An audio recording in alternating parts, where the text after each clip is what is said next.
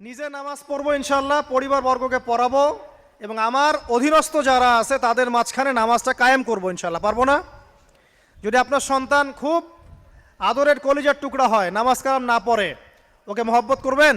ছোটবেলা থেকে নামাজের ট্রেনিং দিবেন।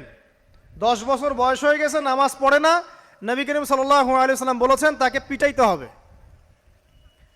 আল্লাহর নবী মুহাম্মদ সাল্লাল্লাহু আলাইহি ওয়াসাল্লাম কি দয়ালু মানুষ ছিলেন না কঠোর? বলেন। সেই দয়ালু মানুষটা তিনি বলছেন 7 বছর বয়সে সন্তানকে নামাজের আদেশ করবে, আর 10 বছর হয়ে গেছে নামাজ পড়ে না, ওকে পিটাবে। নবী করিম সাল্লাল্লাহু আলাইহি ওয়াসাল্লাম কি এখানে কঠোর হয়ে গেলেন? কেন এত তাকিদটা কেন? কারণ আল্লাহর নবী সাল্লাল্লাহু আলাইহি ওয়াসাল্লাম বলেছেন, মান তারাকা সালাতা মুতাআম্মিদান ফাকাদ কাফার।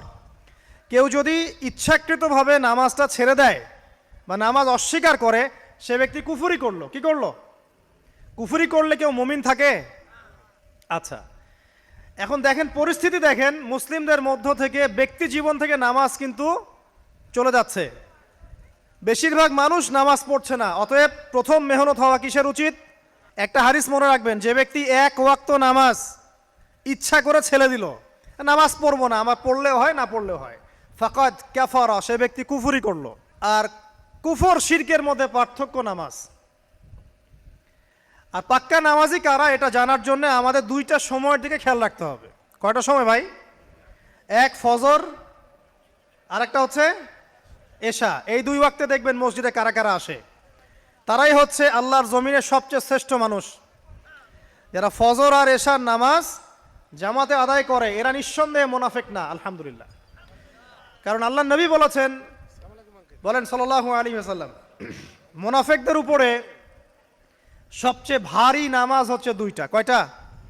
এক হচ্ছে ফজর, আর একটা কি? এশা। তো 5 ওয়াক্ত নামাজ গুরুত্ব দিব, সবচেয়ে বেশি গুরুত্ব দিবেন কিসে? ফজর এবং এশা। এই ফরজ নামাজ যখন আপনি ঠিকঠাক পড়বেন, এখন মুসলমানের খাতায় নাম আছে, নামাজ ঠিকঠাক নাই, মুসলমানের খাতায় নাম নাই তো। আর কিয়ামতের মাঠে সবার আগে কিসের হিসাব হবে ভাই? নামাজে। যার নামাজ ঠিকঠাক থাকবে তার বাকি হিসাব ওকে, কোনো সমস্যা নাই। আর যার নামাজ ঠিকঠাক নাই তার বাকি হিসাব ধরা খাবে, হবে না?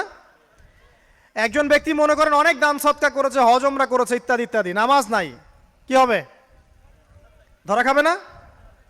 আল্লাহ পাক আমাদের সবাইকে, আমাকে, আপনাদের সবাইকে 5 ওয়াক্ত নামাজি হওয়ার তৌফিক দান করুন, আমিন।